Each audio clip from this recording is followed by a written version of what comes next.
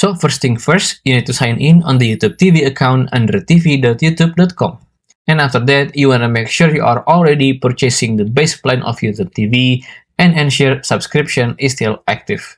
Because you cannot watch Fox 11 without having YouTube TV base plan first. So on the homepage of YouTube TV, you want to go to your top right of your screen. And then you want to click on the store icon right here. And then you want to click on all to see all the networks. And then you want to click on the YouTube TV network.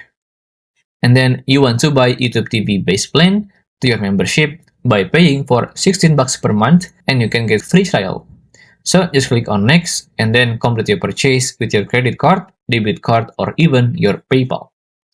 And after you complete the purchase, you want to go to your top right of your screen again, but this time click on the search icon. And then you want to search for Fox, not Fox 11. Right here on the Fox network, you want to click on it. And then you may scroll down and see the live session of the Fox 11. If you still have any question, just comment down below and I will try my best to guide and help you guys. And that's how to watch Fox 11 on YouTube TV. If you find this video useful, please consider like and subscribe.